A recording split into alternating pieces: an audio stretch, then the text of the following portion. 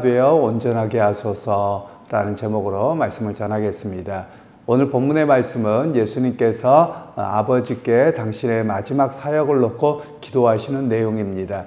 그러면서 그 기도의 사역 가운데는 제자들이 예수님의 사역을 계승해서 어떻게 이끌어가야 될지에 대한 이야기를 오늘 본문에서는 말씀하고 계시는데요. 특별히 오늘 말씀은 먼저 20절 말씀에는 내가 비옵는 것은 이 사람들만 위함이 아니요 또 그들로 말미암아 나를 믿는 사람들도 위함이니. 그러니까 예수님의 기도가 지금 이 자리에 있는 제자들만이 아니라 제자들을 통해서 당신을 믿게 되는 사람들을 위해서도 기도하는 내용입니다. 그러니까 예수님의 중보기도라고 말할 수 있는 내용들이겠고요. 오늘 우리에게도 이런 기도의 내용은 여전히 유효하다고 말할 수 있습니다. 왜 그러냐면 예수님의 사역을 계승하는 겁니다. 특별히 신앙의 계승이라고 하는 것은 가정 안에서만 이루어지는 것은 아니고요.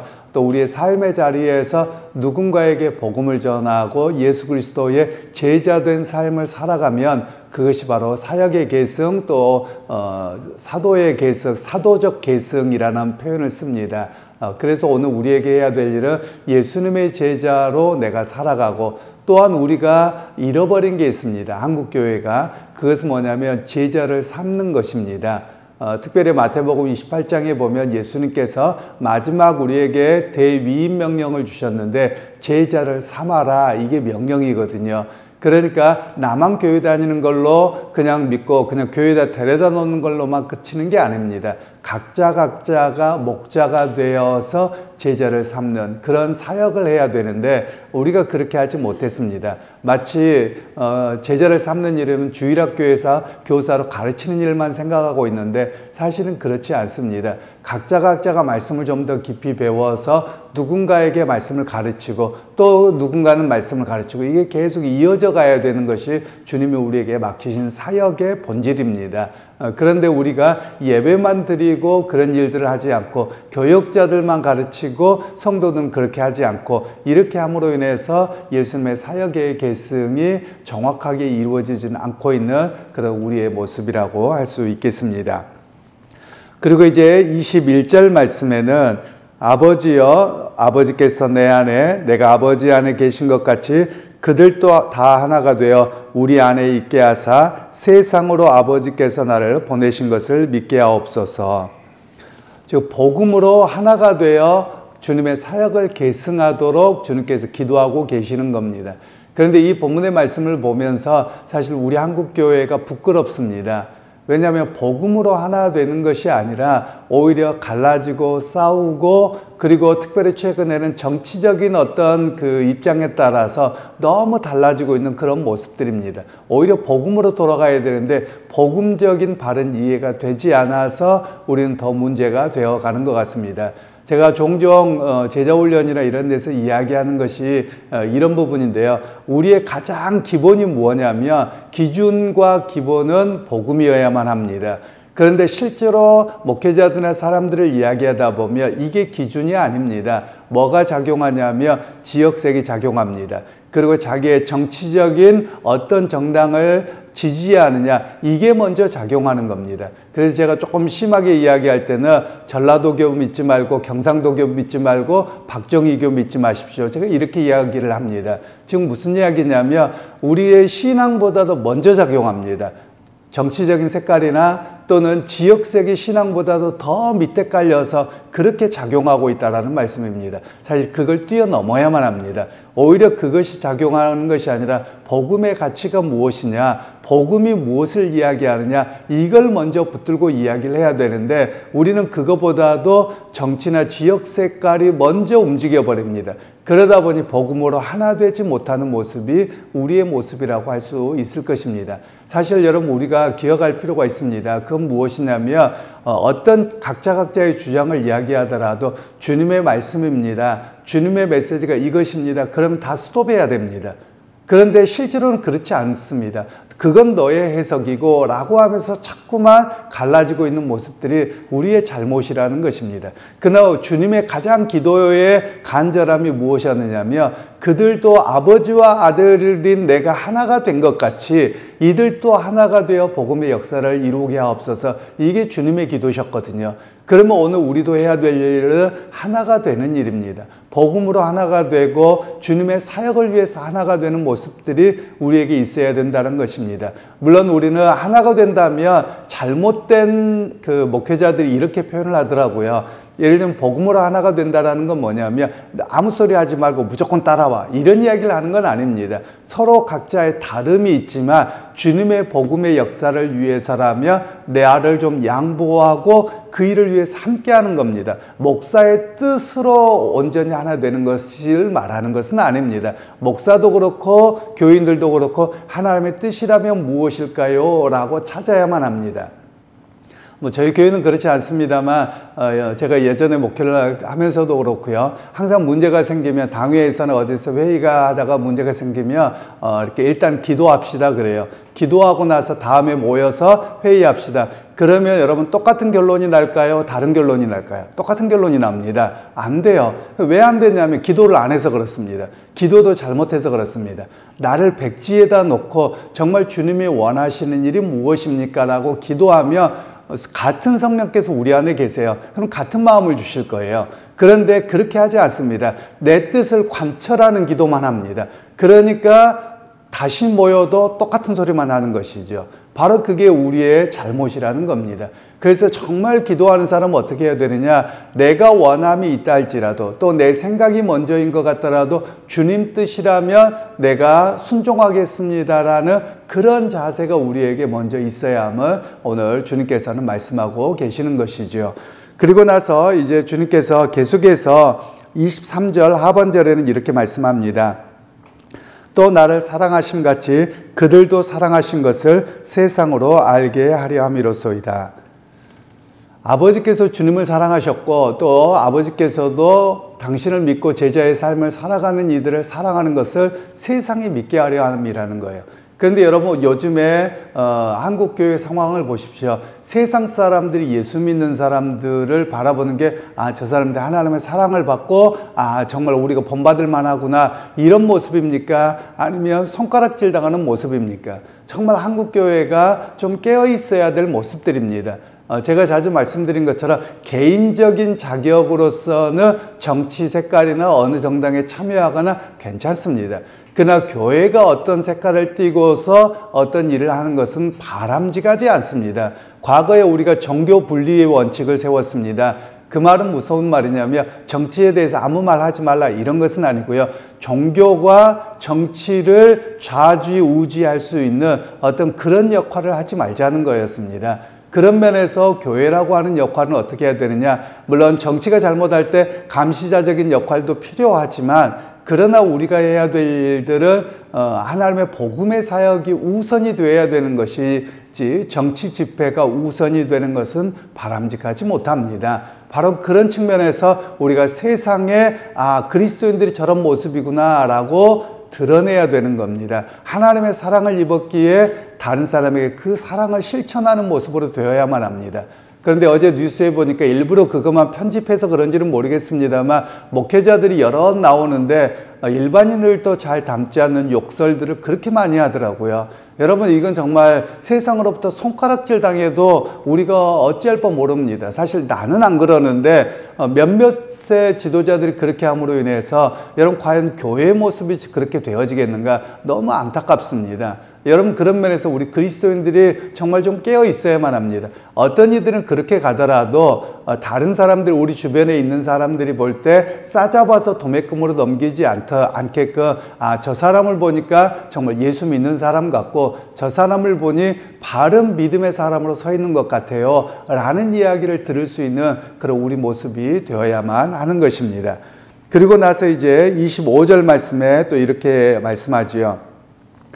의로우신 아버지여 세상이 아버지를 알지 못하여도 나는 아버지를 알았사옵고 그들도 아버지께서 나를 보내신 줄 알았사옵나이다.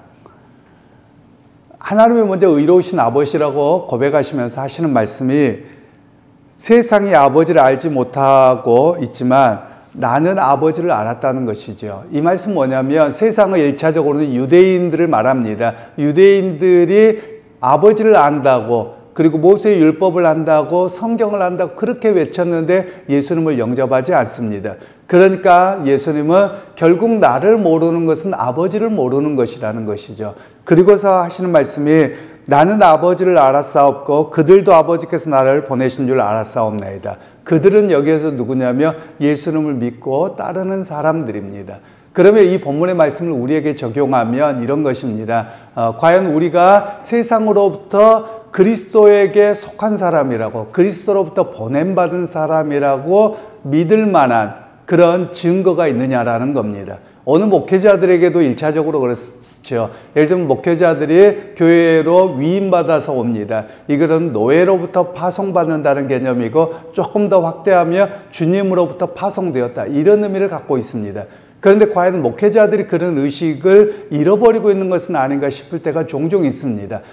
교회를 소유의 개념으로 이해한다는 거예요. 제가 종종 말씀하는 게 있습니다. 목회자들을 만나면 이런 이야기를 합니다. 예를 들면 저희 주안의 교회 같으면 목사님들이 만나거나 또 교인들도 보면 심석현 목사님네 교회, 신목사네 교회 이렇게 표현했으면 제가 굉장히 혼냅니다. 왜냐하면 어떻게 내 교회가 되냐, 이 교회에 심우하는 목사지, 이 교회에 목회하는 목사지, 누구 내 교회 그러면 소유권에 대한 개념입니다. 우리나라에서는 예를 들면 누구 내 가게 그러면 소유권의 개념이거든요. 그런데 왜 그런 표현을 쓰느냐? 목사들은 그 교회에 잠깐 사역하고 주님께서 맡기신 양떼를 돌보는 역할이지 우리는 소유권자가 될 수 없습니다. 물론 세상의 법적으로 따지면 목회자가 교회의 대표자가 되기는 합니다만, 그러나 교회의 우리 모든 교회의 기본은 교회의 주인은 그리스도의 심리라는 고백이 있어야 되는데, 과연 어떻게 목회자에게 소유권이 있는 것이냐 그렇게 표현을 하느냐, 아예 그런 표현을 제가 쓰지 못하게 굉장히 나무랍니다.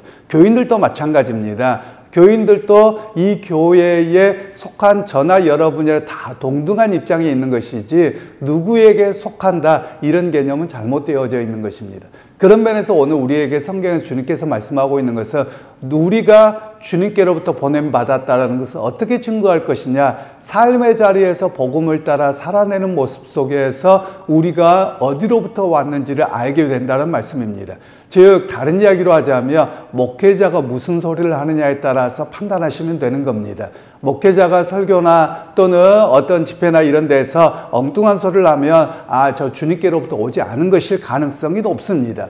오히려 목회자들은 주님의 메시지를 가지고 전하고 주님의 메시지를 전하죠. 그래서 우리에게 이야기하는 것은 사도적 직분이라고 이야기합니다. 목회자를 사도라고 말하지는 않습니다. 사도적 직분이라는 것은 뭐냐면, 여러분 사도라고 하면 보냄을 받은 자라는 뜻입니다.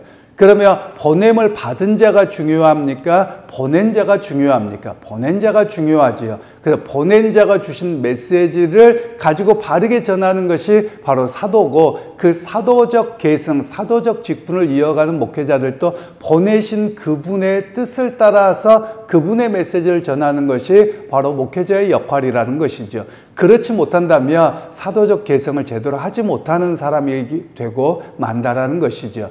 그런 면에서 오늘 주님께서는 우리에게 말씀을 계속해서 하지요.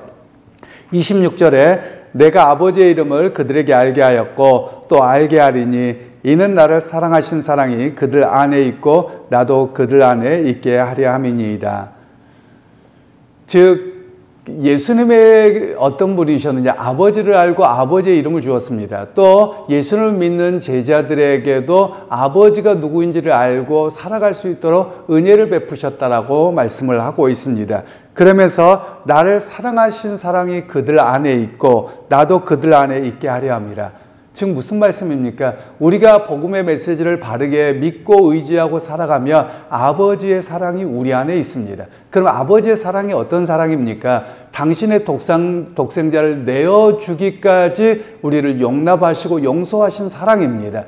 그런데 여러분, 우리의 모습을 좀 회개할 필요가 있습니다. 그건 개인적으로도 그렇고 정치적으로도 그렇든 어떤 가운데 너무 비난이 많습니다. 그리고 나와 다르면 죽일 것처럼 싸웁니다. 여러분, 이건 그리스도의 사랑이 아닙니다. 아버지의 사랑이 아닙니다. 아버지의 사랑은 얼마나 큰 죄인임에도 불구하고 그가 용납하고 돌아올 수 있는 기회를 주셨고, 용납하고 돌아오면, 그가 회개하고 돌아오면 언제든지 용납해 주셨던 분이 우리 아버지의 사랑이시거든요. 그 사랑이 우리에게 있게 하렴이라고 말씀하고 계셔요. 그러니까 여러분, 다른 말로 이야기하자면 그런 아버지의 사랑이 없다면 사실 신앙생활 잘못하는 겁니다. 예수를 잘못 믿는 겁니다. 아니면 안 믿는 것일 수도 있습니다.